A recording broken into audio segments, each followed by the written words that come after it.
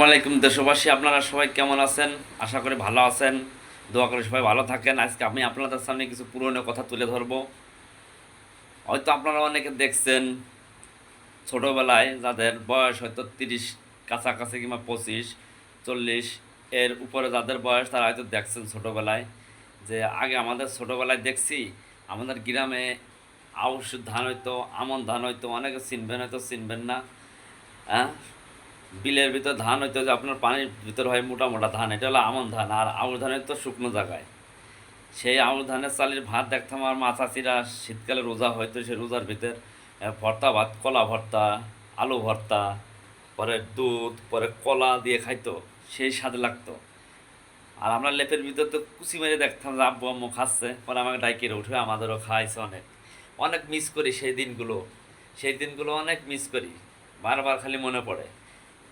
জানি না আপনারা আমার কথা শুনে কারো মনে পড়বে কিনা।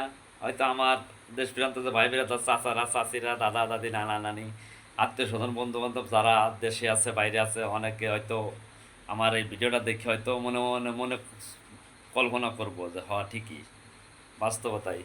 কিন্তু আবারও আমার আল্লাহর রহমতে আমাদের মাঝে, আশা করি মনে আমরা যদি বেঁচে থাকি সে পর্যন্ত, ফেব্রুয়ারি মাসের 17 তারিখে আমাদের মাঝে আল্লাহর রহমতে মানে শীতের ভিতর রোজা পাচ্তেছে। এতে আমাদের অনেক সৌভাগ্য। আমরা কখনো ভাবতে পারি না যে আমার এই শীতকালে রোজা পাবো। আল্লাহর নিয়ামত এটা, আল্লাহর অসীম রহমত। হ্যাঁ, আল্লাহর রহমত ছাড়া কিছুই হয় না। কিন্তু ঠিক আছে, রোজা পাইছি, শীতও পাচ্ছি, কিন্তু সে আউশ ধান আর আমন ধানের চাউলের ভাত পাচ্ছি না। সেই সেই দেশের টাটকা গাভীর দুধও পাচ্ছি না। হ্যাঁ, সে টাটকা সবজিও পাচ্ছি না, কিছুই পাচ্ছি না, শুধু রোজাটাই ফিরে পাইছি। হ্যাঁ, তাকে আল্লাহর অসীম রহমত। সবাই দোয়া করবো যাতে সবাই রোজা রাখতে পারি, সবাই রোজা রাখার চিন্তা ভাবনা করবো।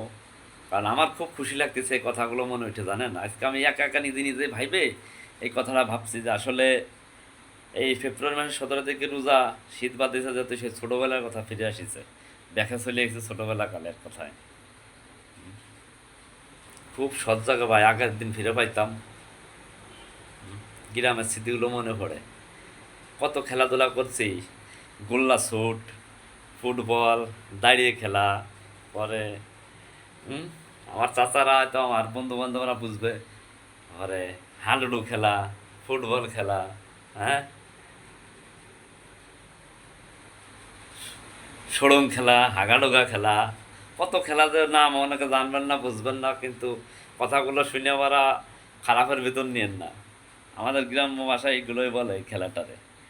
এ মিস করি, অনেক মিস করি। হ্যাঁ, বিশেষ করে আমার কয়েকটা চাচা ছিল, পরে ভাইয়েরা ছিল, একসাথে আমরা এই খেলাধুলা করে বেড়াতাম। এখন যার যার কর্ম সেই সে ব্যস্ত। কেউ দেশের বাইরে আছে, কেউ দেশে আছে, কেউ হয়তো দুনিয়ার বুকে নাই, এই দুনিয়া ছেড়ে চলে গেছে।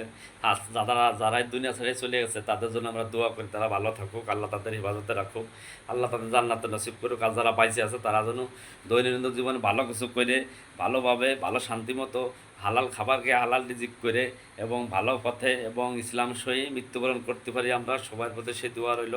সবাই আমার জন্য দোয়া করবেন। আমরা সবাই মুসলমান ভাই ভাই, কেউ কারোর পরও না, কেউ কারোর দূরেরও না, সবাই ভাই ভাই মনে করতে হইব। এই বলে আমি আমার কথা শেষ করছি।